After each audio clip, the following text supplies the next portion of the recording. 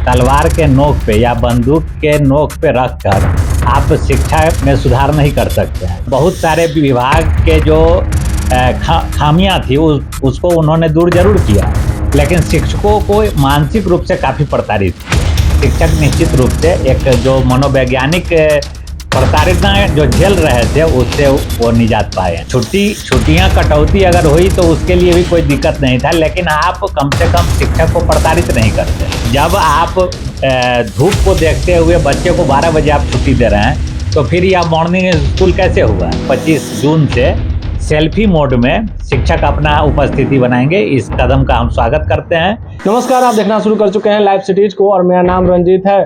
के पाठक शिक्षा विभाग से अब हटा दिए गए हैं, जिसके बाद एस सिद्धार्थ को नई जिम्मेदारी मिली है और उन्हें अपर मुख्य सचिव बनाया गया है।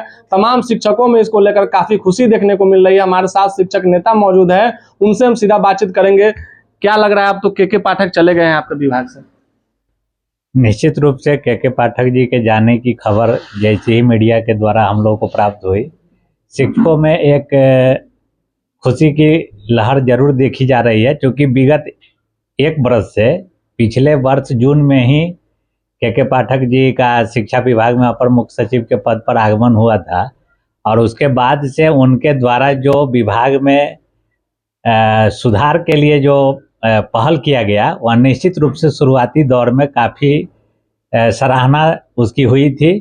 लेकिन जहाँ तक सुधार के मामले में आप तलवार के नोक पे या बंदूक के नोक पे रखकर आप शिक्षा में सुधार नहीं कर सकते हैं। जहाँ आज़ादी के बाद से सरकारी विद्यालयों में जहाँ के गरीब गुरबे के बच्चे पढ़ते हैं, उस विद्यालय पर लगातार सरकार के द्वारा सुधार होता रहा है, लेकिन एकाएक आप चाहिएगा कि हम उस पर हार्ड एंड फास्ट रूल लागू करके हम उसमें सुधार करेंगे और गुणवत्तापूर्ण शिक्षा हम प्राप्त कर सकते हैं, तो यह एक पूरी कल्पना थी। और उसी के आड़ में उनके द्वारा जो चीज़ें बहुत सारी योजनाओं का जो पदार्पण हुआ है इस विभाग में, और बहुत सारे विभाग के जो खामियां थी उसको उन्होंने दूर जरूर किया, लेकिन शिक्षकों को मानसिक रूप से काफ़ी प्रताड़ित किए। तो इस नाते शिक्षकों में एक मानसिक रूप से बहुत ही मतलब कि एक बेहतर माहौल देखा जा रहा है। और इसकी शुरुआत जो है विगत एक सप्ताह पूर्व ही जब वो छुट्टी पे चले गए, और सब लोग अवगत हैं कि माननीय मुख्यमंत्री जी के द्वारा गर्मी के को देखते हुए बच्चे और शिक्षकों को छुट्टी देने की उनके द्वारा पहल की गई थी। और बिहार के मुख्य सचिव जो हैं ब्रजेश मल्होत्रा जी, उनके द्वारा इस पहल पर उनसे राय भी लिया गया, लेकिन वो अडिग थे कि नहीं, शिक्षक को किसी भी कीमत पे छुट्टी नहीं देंगे, और यही कारण एक बना और वो छुट्टी पे चले गए। और उसके बाद जो वर्तमान में जो अभी एस महोदय हैं एस सिद्धार्थ जी, उनके द्वारा काफ़ी सकारात्मक पत्र निकली। उसके बाद आज देख रहे हैं कि विगत मंगलवार से लेकर एक सप्ताह का शिक्षकों को भी राहत दिया गया। तो इन सब चीज़ों को देखते हुए शिक्षक निश्चित रूप से एक जो मनोवैज्ञानिक प्रताड़ना जो झेल रहे थे उससे वो निजात पाए हैं। लंबे अरसों के बाद शिक्षकों को छुट्टी मिली है। बिल्कुल, उनका जो प्रहार था सर्वप्रथम वह छुट्टी को लेके ही था, जबकि CBSE बोर्ड में भी या अन्य किसी भी राज्य में या केंद्र शासित प्रदेश है या केंद्रीय जो विद्यालय होते हैं, उन सब में गर्मी की छुट्टी, ठंडी की छुट्टी और अन्य जो सार्वजनिक छुट्टियां होती है वह शिक्षा विभाग में आज से नहीं, वह बहुत पूर्व से ही चली आ रही थी। तो सबसे पहले जो उनके द्वारा हम लोगों को जो प्राप्त था 60 दिनों की जो छुट्टी है सार्वजनिक और ग्रीष्मावकाश लेकर, तो ये जो छुट्टी पे जो प्रहार किए थे पिछले रक्षाबंधन के समय में, जिसके बाद हम लोगों ने उसके खिलाफ आवाज़ उठाई थी और उसका असर हुआ कि पिछले वर्ष की छुट्टी में कटौती जो थी वह वापस किया गया। लेकिन पुनः जब 2024-25 का जो बना छुट्टी का कैलेंडर, तो उसमें विभाग के द्वारा मतलब कि हम लोगों का 40 छुट्टी को जो है कटौती कर दी गई। तो छुट्टियां कटौती अगर हुई तो उसके लिए भी कोई दिक्कत नहीं था, लेकिन आप कम से कम शिक्षक को प्रताड़ित नहीं करते, और शिक्षक को प्रताड़ित करते करते बच्चे पर आ गए थे। और आप देखे होइएगा कि पिछले जब आज तक के इतिहास में अप्रैल में ग्रीष्मावकाश कभी हुआ नहीं, और बच्चे के लिए ग्रीष्मावकाश किया गया, और उसमें भी कहा गया कि जो कमजोर बच्चे हैं वो आएंगे।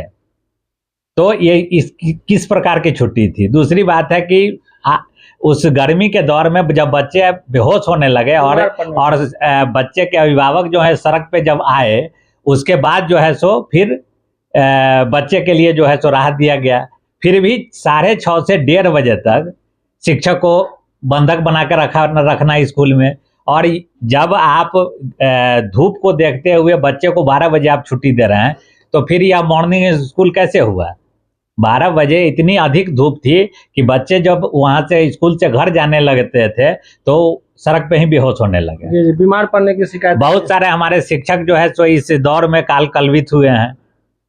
के पाठक जी के दौर में विगत 1 वर्षों में हमारे दर्जनों नहीं सैकड़ों शिक्षक जो है वो काल के गाल में समा गए हैं। नए एसीएस आए हैं, उनसे कैसी उम्मीदें हैं?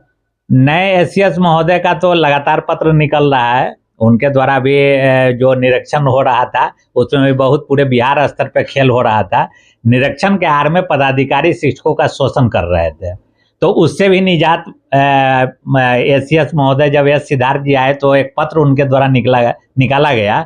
उसमें हुआ कि अब प्रतिदिन निरीक्षण नहीं होगा और उनके द्वारा दिया गया है कि 25 जून से सेल्फी मोड में शिक्षक अपना उपस्थिति बनाएंगे। इस कदम का हम स्वागत करते हैं, क्योंकि शिक्षक कम से कम मानसिक रूप से प्रताड़ित नहीं होंगे। और समय तो पकड़ ही लिए थे। माननीय एसीएस के पाठक जी जब आए और जून में आए थे, जुलाई अगस्त सितंबर में जो उनका शिक्षकों का जो एक कॉन्सेप्ट बन गया था समाज में कि शिक्षक लापरवाह हैं, जबकि सरकार का आंकड़ा बताता है के पाठक जी का जो निरीक्षण कर्मी है उनका रिपोर्ट बताता है कि शिक्षक बहुत ही कम, मतलब अगर 4 लाख शिक्षक है तो उसमें 7,000 8,000 पूरे महीना में धराते थे, वो भी किसी कारणवश लेट के वजह से। तो यह कोई बहुत बड़ी मतलब कि उपलब्धि सरकार की नहीं थी। शिक्षक हमारे समय पकड़ लिए थे। हाँ, कुछ शिक्षक जो दूर दराज से अभी भी आते जाते हैं, जो 50 किलोमीटर 100 किलोमीटर प्रतिदिन बाइक चला के जाते हैं, तो वैसे शिक्षक यदा कदा पकड़ाए थे और उनका वेतन स्थगित किया गया था।